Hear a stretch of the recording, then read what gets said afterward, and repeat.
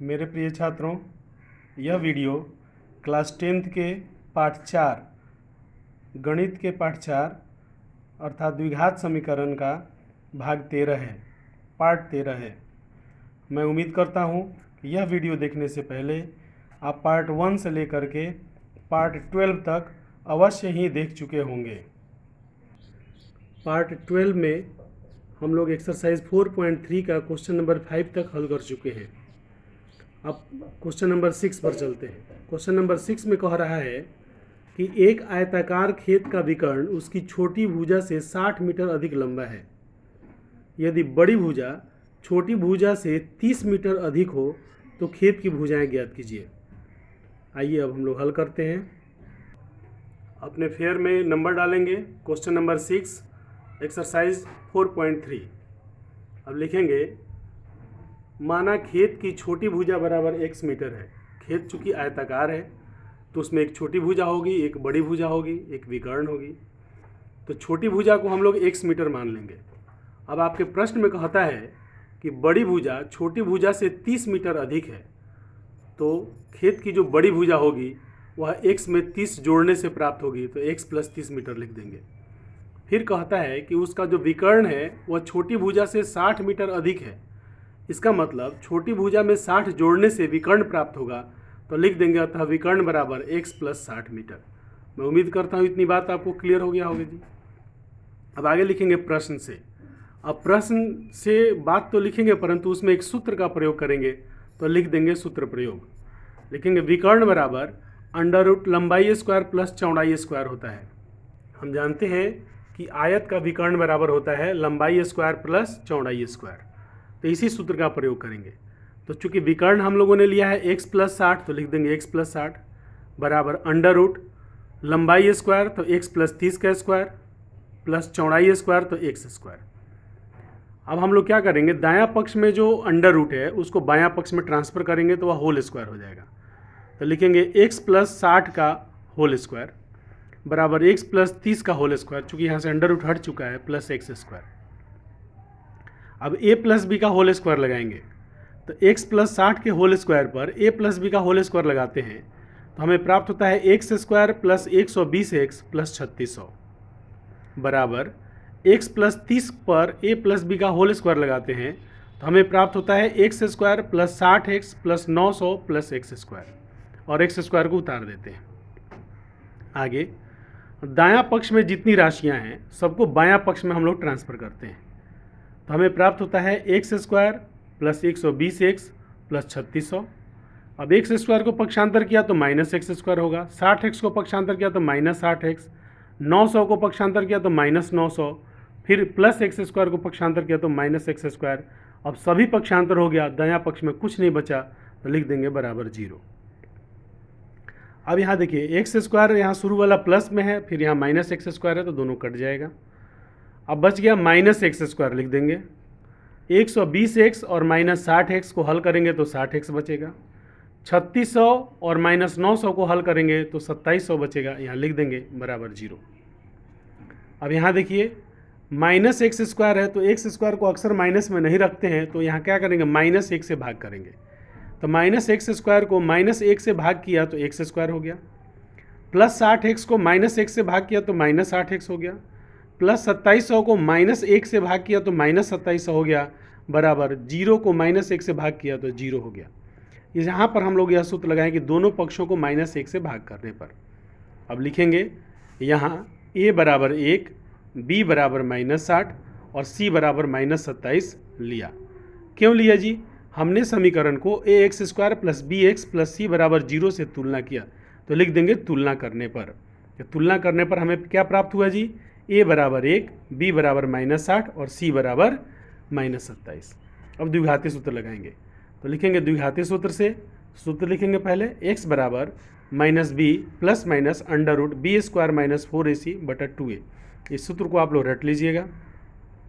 तो b -60 है, इसलिए लिख देंगे -60 प्लस माइनस √ -60 का स्क्वायर -4 गुने a 1 है और c -27 है, तो लिख देंगे बटा 2 गुना 1। अब 60 प्लस माइनस 60 का स्क्वायर हो जाएगा, और मैं देखिए माइनस और माइनस प्लस हो जाएगा, तो इसलिए प्लस 60 हो गया -60 का स्क्वायर होगा 3600, -4 गुना 1 गुना -27, तो माइनस माइनस प्लस हो जाएगा और उसको हल कीजिएगा तो 10,800 आ जाएगा बटा 2। अब उसको आगे हल करते हैं तो 60 प्लस माइनस 14,400 हो जाएगा। मैंने 10,800 और 3,600 को जोड़ेंगे तो 14,400 अंडर रूट में हो जाएगा बटा 2। तो हो जाएगा 60 प्लस माइनस, तो 14,400 का अंडर रूट निकालेंगे तो 120 हो जाएगा बटा 2। इसका अंडर रूट कैसे निकालेंगे? देखिए 140 का अंडर रूट होता है 12 और 2 जीरो का अंडर रूट हो जाएगा 1 जीरो, इस तरह 120 हो जाएगा बटा 2। अब यहाँ से दो बात हमको प्राप्त होता है तो लिखेंगे अर्थात x बराबर 60 प्लस 120 बटा 2 तथा x बराबर 60 माइनस 120 बटा 2। तो अब 60 प्लस 120 बटा 2 को हल करेंगे तो 180 बटा 2 हो जाएगा। इसको काट देंगे तो x बराबर 90 प्राप्त होगा।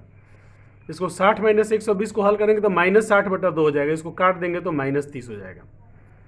अब यहाँ लिखेंगे क्योंकि आयत की भुजा ऋणात्मक नहीं हो सकती है, आयत की भुजा ऋणात्मक नहीं हो सकती है, इसलिए x बराबर 90 ही मान्य है। अतः खेत की छोटी भुजा 90 मीटर हो जाएगी क्योंकि x हमने 90 माना था, और बड़ी भुजा x प्लस 30 था, इसलिए 90 प्लस 30 हो जाएगा बराबर 120 मीटर आंसर।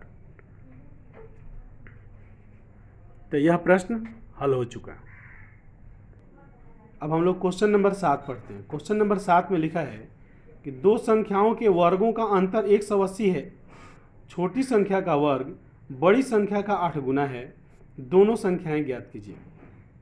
देखिए कह रहा है दो संख्याओं के वर्गों का अंतर 180 है और छोटी संख्या का वर्ग बड़ी संख्या का 8 गुना है, तो दोनों संख्याएं ज्ञात कीजिए। यह क्वेश्चन द्विघात समीकरण का है परंतु थोड़ा अलग किस्म का है। इसमें x y दोनों मानना पड़ता है। तो हम लोग मान लेंगे, माना छोटी संख्या बराबर x तथा बड़ी संख्या बराबर y। देखिए बिना दो चर के भी यह हल हो जाएगा परंतु कठिन हो जाएगा। तो इतना कठिन हो जाएगा कि समझना बहुत मुश्किल होगा, इसलिए इसको आसान बनाने के लिए दो चर को लिया गया है। तो इससे घबराइएगा नहीं। देखिए लिखेंगे माना छोटी संख्या बराबर x और बड़ी संख्या बराबर y। अब कहता है कि छोटी संख्या का वर्ग बड़ी संख्या का 8 गुना है। तो यहाँ पर हम लोग लिख देंगे प्रश्न से पहली स्थिति में छोटी संख्या का वर्ग माने x का वर्ग बड़ी संख्या का 8 गुना माने 8 गुना y बराबर, इस समीकरण नंबर 1 हो जाएगा। और दूसरी स्थिति में कहता है कि दोनों संख्याओं के वर्गों का अंतर 180 है। इसका मतलब बड़ी संख्या का वर्ग माइनस छोटी संख्या का वर्ग बराबर 180। तो बड़ी संख्या का वर्ग है वाई स्क्वायर, छोटी संख्या का वर्ग है एक्स स्क्वायर, दोनों को अंतर कर दिए तो माइनस हो गया बराबर 180 हो गया। अब क्या करेंगे, समीकरण 1 से वैल्यू को लेके इसमें रखेंगे तो एक्स स्क्वायर की जगह 8y को रख देंगे तो वाई स्क्वायर माइनस 8y बराबर 180। अब समीकरण को हल करेंगे तो Y square minus 8y minus 180 बराबर 0 हो गया। तो यहाँ से हम लोग मध्य पद विभाजन विधि लगाते हैं तो पाते हैं कि 180 का गुणनखंड करना पड़ेगा। इधर साइड में आप लिख सकते हैं रफ, और रफ में 180 का गुणनखंड कर लीजिएगा तो 2 2 3 3 5 प्राप्त होगा। तो आप यहाँ देखते हैं कि 3 3 9 दूनी 18 या 5 दूनी 10, 18 और 10 हो गया। तो इसको घटाएंगे तो 8 प्राप्त हो जाएगा और गुना करेंगे तो 180 प्राप्त हो जाएगा। तो यही बात हम यहाँ पर लिख देंगे, y square minus 18y plus 10y minus 180 बराबर 0। तो y को कॉमन लेंगे, वाई स्क्वायर माइनस 18y में से y को कॉमन लेंगे तो y minus 18 plus 10y minus 180 में से 10 को कॉमन लेंगे तो y माइनस 18 बराबर 0 प्राप्त होगा। अब यहाँ हमने y माइनस 18 को कॉमन ले लिया तो y प्लस 10 बराबर 0 प्राप्त हो गया। अर्थात y माइनस, यहाँ से दो बात प्राप्त हुआ, y माइनस 18 बराबर 0 या y प्लस 10 बराबर 0। तो पहले को हल करते हैं तो y बराबर माइनस 18 को पक्षांतर किया तो 18 हो गया। तो हम लोग लिखेंगे अतः y बड़ी संख्या को माने थे तो बड़ी संख्या बराबर 18 और छोटी संख्या x बराबर 18 गुने 8 माने 8y। तो x बराबर अंडर रूट 144 तो x बराबर 12 माने छोटी संख्या 12 प्राप्त हुआ। इसे दूसरी तरफ हल करते हैं तो y बराबर माइनस 10 है तो बड़ी संख्या माइनस 10 हो गया और छोटी संख्या एक्स स्क्वायर बराबर 8y है तो 8 गुने माइनस 10 माने माइनस 80 अंडर रूट माइनस 80 हो गया। तो एक अवास्तविक संख्या है, लिखेंगे अतः यह मान्य नहीं होगा, इसलिए नीचे आंसर लिखेंगे कि अतः छोटी संख्या बराबर 12 प्राप्त हुआ और बड़ी संख्या बराबर 18 प्राप्त हुआ आंसर। अब क्वेश्चन नंबर 8 को रीडिंग करते हैं। कह रहा है एक रेलगाड़ी एक समान चाल से 360 किलोमीटर की दूरी तय करती है। यदि यह चाल 5 किलोमीटर प्रति घंटा अधिक होती तो वह उसी यात्रा में 1 घंटा कम समय लेती। रेलगाड़ी की चाल ज्ञात कीजिए। एक रेलगाड़ी एक समान चाल से 360 किलोमीटर की दूरी तय करती है। यदि यह चाल 3 किलोमीटर प्रति घंटा अधिक होती तो वह उसी यात्रा में 1 घंटा कम समय लेती। रेलगाड़ी की चाल ज्ञात कीजिए। हम लोग लिखेंगे क्वेश्चन नंबर 8, फेयर में लिख देंगे क्वेश्चन नंबर 8 एक्सरसाइज 4.3 और लिखेंगे माना रेलगाड़ी की चाल बराबर x किलोमीटर प्रति घंटा। हम लोग मान लेंगे कि रेलगाड़ी की चाल कितनी है, तो रेलगाड़ी की चाल है x किलोमीटर प्रति घंटा। अब प्रश्न में कहता है कि x किलोमीटर की चाल से 360 किलोमीटर दूरी तय करती है, तो जो समय लगता है, और 360 किलोमीटर की दूरी 5 किलोमीटर प्रति घंटा बढ़ा देने से, मैंने x + 5 कर देने से जो समय लगता है, तो दोनों समय को जब घटा देंगे तो 1 घंटा आंसर आता है। तो उसी प्रकार हम लोग लिख देंगे 360/x माइनस 360/x + 5 = 1। अब हम लोग बटा का घटाव करेंगे, तो x और x + 5 का लॉसा लेंगे तो हो जाएगा x × x + 5। तो x से x लॉसा में भाग देंगे तो x + 5 प्राप्त होगा, उसको 360 से गुना करके लिख देंगे 360 × x + 5। और दूसरा का बटा है x + 5 को लॉसा में भाग करेंगे तो x प्राप्त होगा, तो लिख देंगे -360x। अब इसको हल करेंगे तो 360 को x से गुना करेंगे तो 360x, 360 को 5 से गुना करेंगे और -360x लिख देंगे। तो 360x से 360x कट जाएगा, बटा में x × x + 5 है तो उसको भी गुना करेंगे तो x² + 5x हो जाएगा बराबर 1। अब यहाँ हुआ 360 को 5 से गुना करेंगे तो 1800 हो जाएगा, बटा x² + 5x बराबर 1। अब क्रॉस मल्टीप्लाई करेंगे तो हो जाएगा 1800 बराबर x² + 5x। तो ये हो जाएगा x² + 5x और 1800 को पक्षांतर करेंगे तो -1800 हो जाएगा, और पूरा दायां पक्ष को बायां पक्ष में ले आएंगे और बायां पक्ष को दायां पक्ष में ले जाएंगे तो हो जाएगा बराबर 0, क्योंकि इधर बायां पक्ष में कुछ नहीं बचा है, तो अब वो दायां पक्ष में चला जाएगा, हो जाएगा 0।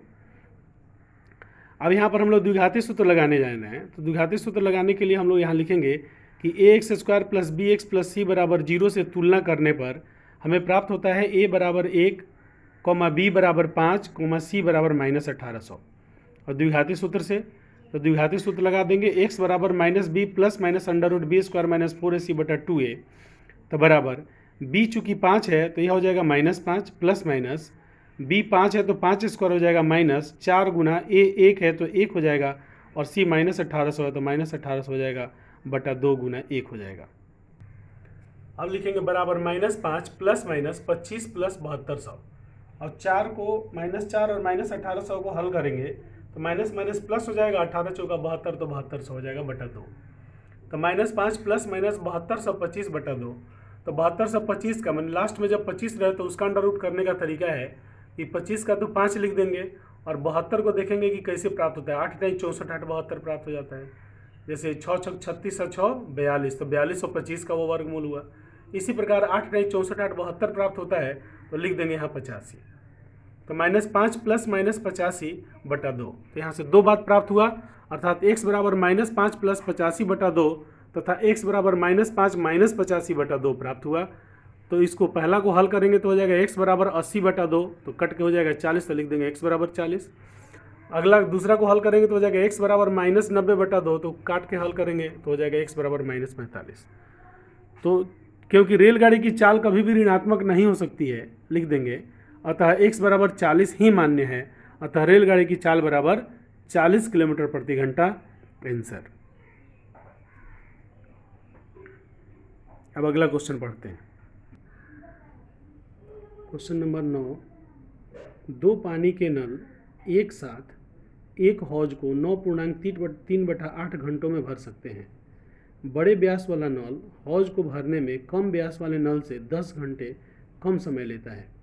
जब प्रत्येक द्वारा अलग से हौज को भरने के समय ज्ञात कीजिए। तो इसको हल करते हैं। इसको सबसे पहले लिख लेंगे क्वेश्चन नंबर 9 एक्सरसाइज 4.3। देखिए माना बड़े व्यास वाले नल से हौज को भरने में लगा समय बराबर x घंटा, माने बड़ा व्यास वाला जो नल है वो x घंटा में भरता है। तो छोटे व्यास लिखेंगे, अर्थात छोटे व्यास वाले नल से हौज को भरने में लगा समय बराबर x + 10 घंटा।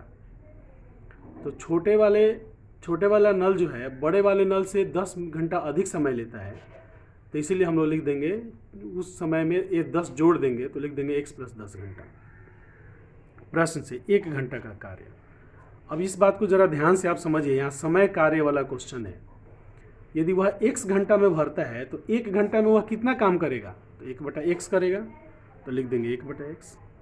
छोटा जो नल है वह x + 10 घंटा में नल को भरता है, तो 1 घंटा में कितना भरेगा, तो 1/x + 10, तो लिख देंगे x + 10। और कहता है कि जब दोनों के काम को जोड़ दिए तो 9.3/8 घंटा समय लगा।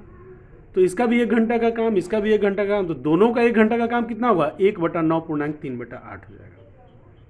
अब आगे हल करेंगे, यह 1/x + 1/x + 10 में बटा का जोड़ करेंगे तो लसा लेंगे नीचे x और x + 10 का, तो हमें प्राप्त होता है x × x + 10।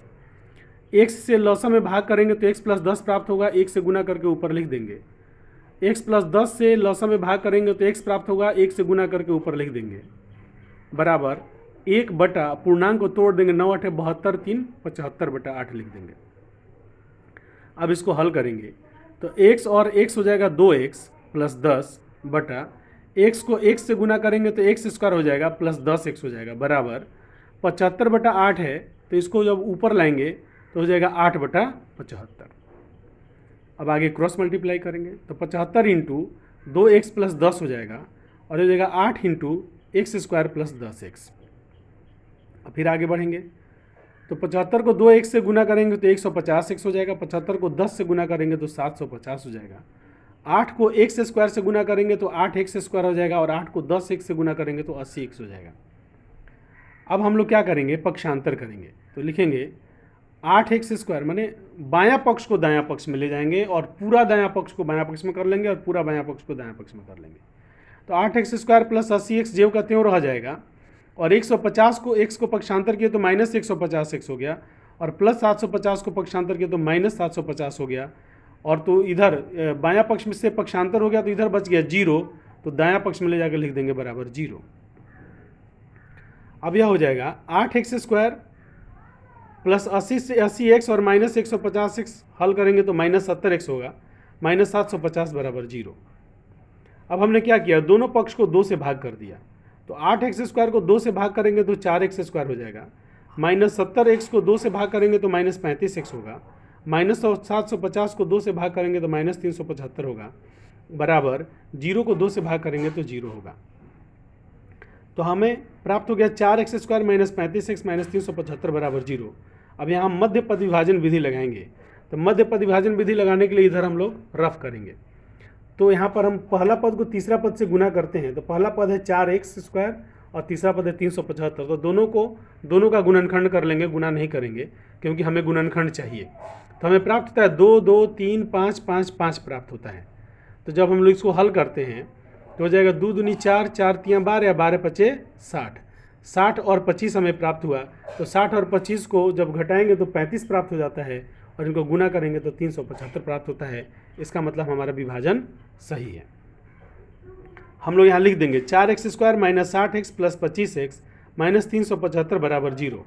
अब 4x² - 60x में से 4x को कॉमन लेंगे तो x - 15 बचेगा और 25x - 375 में से 25 को कॉमन लेंगे तो x - 15 बचेगा बराबर 0। अब x - 15 को कॉमन लेंगे तो बच जाएगा 4x + 25 बराबर 0। अब यहाँ से 2 बात प्राप्त हो जाता है, तो लिखेंगे अर्थात x - 15 बराबर 0 या 4x + 25 बराबर 0। तो x - 15 बराबर 0 को हल करेंगे तो x बराबर 15 प्राप्त होता है। तो 4x + 25 बराबर 0 को हल करेंगे तो 25 को पक्षांतर करेंगे तो 4x बराबर -25 होगा, तो x बराबर -25/4 प्राप्त होता है। यहाँ लिखेंगे क्योंकि लिया गया समय कभी भी ऋणात्मक नहीं हो सकता है, इसलिए x बराबर 15 ही मान्य है। अतः बड़े व्यास x बराबर 15, तो x का मान निकल गया 15, तो हम लोग लिखेंगे अतः बड़े व्यास वाले नल से हौज को भरने में लगा समय बराबर 15 घंटा और छोटे व्यास वाले नल से हौज को भरने में लगा समय बराबर 15 + 10 बराबर 25 घंटा, और दोनों को घेर के बगल में लिख देंगे आंसर। यह क्वेश्चन हल हो गया।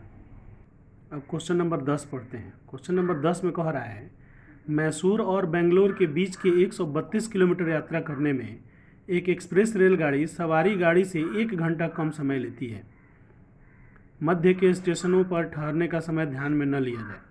यदि एक्सप्रेस रेलगाड़ी की औसत चाल सवारी गाड़ी की औसत चाल से 11 किलोमीटर प्रति घंटा अधिक हो तो दोनों रेलगाड़ियों की औसत चाल ज्ञात कीजिए। आप प्रश्न को 3 बार 4 बार पढ़ लीजिएगा, हम आगे हल करते हैं।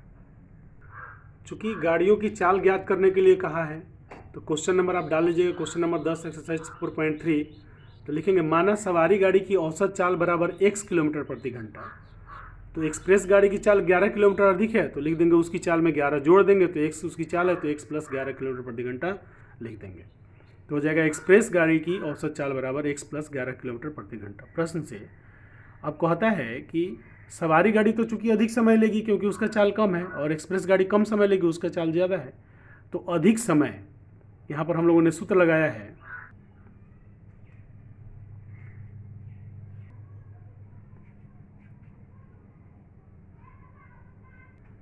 अब हम लोग क्वेश्चन नंबर 11 इस पाठ का अंतिम क्वेश्चन पढ़ेंगे। कहता है 2 वर्गों के क्षेत्रफलों का योग 468 मीटर स्क्वायर है। यदि उनके परिमापों का अंतर 24 मीटर हो तो दोनों वर्गों की भुजाएं ज्ञात कीजिए। ये हल करते हैं। लिखेंगे क्वेश्चन नंबर 11 एक्सरसाइज 4.3। तो लिखेंगे माना पहले वर्ग की भुजा बराबर x मीटर और मान लेंगे दूसरे वर्ग की भुजा बराबर y मीटर।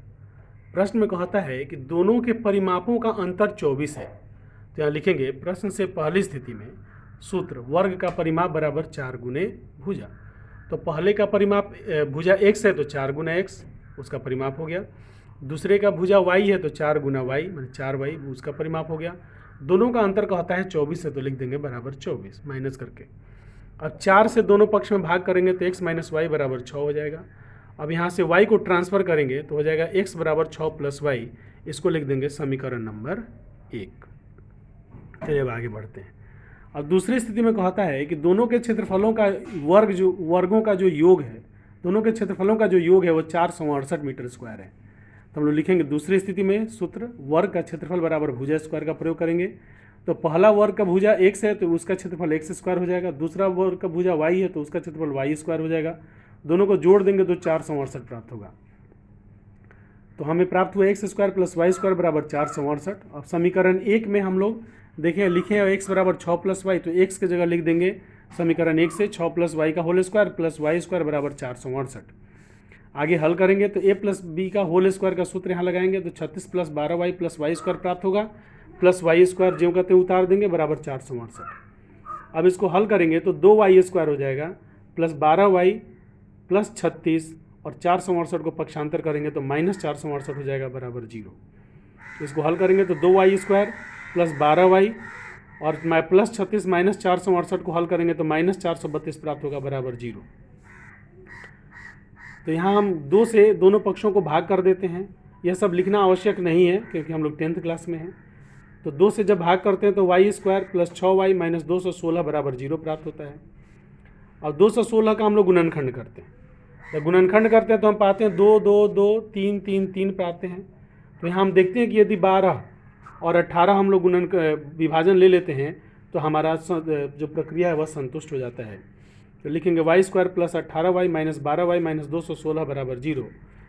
तो वाई स्क्वायर प्लस 18y में से y कॉमन लेंगे तो y प्लस 18 बच जाएगा। माइनस 12y माइनस 216 में से माइनस 12 को कॉमन लेंगे तो y प्लस 18 बच जाएगा बराबर 0। और फिर उसमें से y प्लस 18 को कॉमन लेंगे तो y माइनस 12 बच जाएगा बराबर 0।